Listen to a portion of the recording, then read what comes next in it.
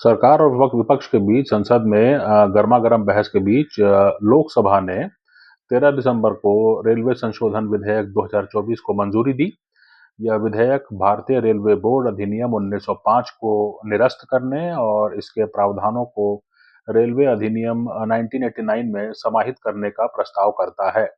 हालांकि नए विधेयक की सामग्री पर ज्यादा आलोचना नहीं की गई, लेकिन कई सांसदों ने रेलवे से जुड़े बड़े मुद्दों जैसे सुरक्षा, वैकेंसीज और क्षेत्रीय एवं विभागीय स्तर पर शक्तियों के विकेंद्रीकरण न होने पर चिंता जताई। सरकार ने यह विधेयक क्यों लाया था, इसके बारे में ये मालूम पड़ा कि भारत के रेलवे नेटवर्क का निर्माण स्वतंत्रता से पहले सार्वजनिक कार्य विभाग की एक शाखा के रूप में शुरू हुआ था। नेटवर्क का विस्तार हुआ तो भारतीय रेलवे अधिनियम 1890 को लागू किया गया, ताकि विभिन्न रेलवे संस्थाओं का ठीक से संचालन हो सके। बाद में रेलवे संगठन को सार्वजनिक कार्य विभाग से अलग किया गया और भारतीय रेलवे बोर्ड अधिनियम 1905 को लागू किया गया, ताकि रेलवे बोर्ड को भारतीय रेलवे अधिनियम 1890 के तहत कुछ शक्तियां या कार्य मिल सकें। सरकार ने कहा कि नया विधेयक रेलवे बोर्ड 1905 अधिनियम को रेलवे अधिनियम में समाहित करके कानून को सरल बनाएगा। इसके साथ ही दो कानूनों का उल्लेख करने की आवश्यकता कम होगी। यह विधेयक 9 अगस्त 2024 को लोकसभा में प्रस्तुत किया गया था। इस विधेयक के पारित होने से रेलवे की कार्यक्षमता और विकास में एक बुनियादी परिवर्तन देखने को मिलेगा। केंद्रीय रेलवे मंत्री अश्विनी वैष्णव ने विधेयक पर विचार के लिए प्रस्ताव रखते हुए कहा, विधेयक में क्या है? तो विधेयक में रेलवे अधिनियम 1989 की धारा 2 में संशोधन करता है और अध्याय 1A का प्रावधान करता है, जो रेलवे बोर्ड से संबंधित है। इसमें रेलवे बोर्ड को केंद्र सरकार द्वारा निर्धारित कुछ शक्तियां देने का प्रावधान है। यह कहता है कि केंद्र सरकार रेलवे बोर्ड को चाहे पूरी तरह से या किसी शर्त के तहत इस अधिनियम के तहत केंद्र सरकार की सभी या किसी भी शक्ति या कार्य सौंप सकती है। इसके साथ ही 1905 अधिनियम के तहत नियुक्त रेलवे बोर्ड के अध्यक्ष और सदस्य को इस अधिनियम के तहत भी नियुक्त माना जाएगा।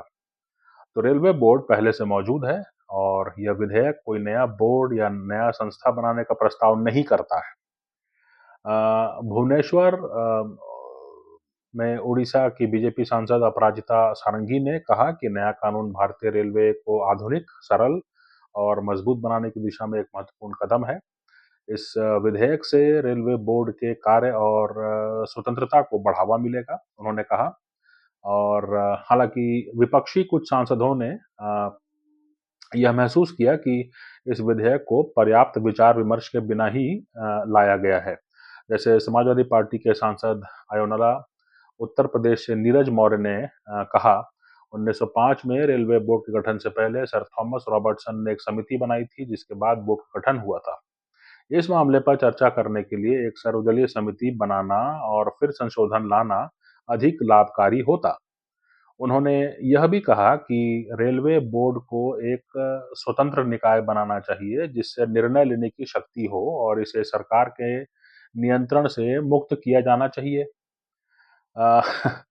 AIMIM के सांसद असदुद्दीन ओवैसी ने कहा कि यह विधेयक वर्षों से बनी विशेषज्ञ समितियों की सिफारिशों को शामिल नहीं करता है।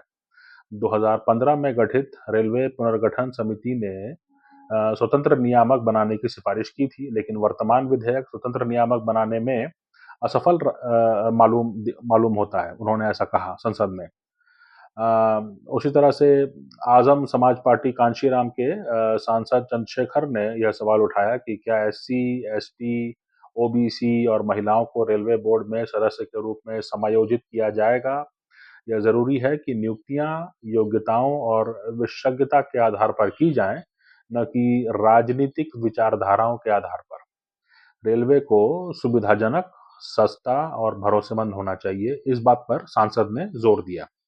तृणमूल कांग्रेस के सांसद कल्याण बनर्जी ने कहा कि सवाल यह है कि दो कानूनों के विलय से क्या भारतीय रेलवे को संचालन में देरी, दुर्घटना और सुरक्षा उपायों, नौकरशाही की अक्षमता, धीमी तकनीकी अपनाने पीपीए मॉडल की जटिलता और निवेशों और जोनल शक्तियों के आराम के मुद्दों का समाधान मिलेगा?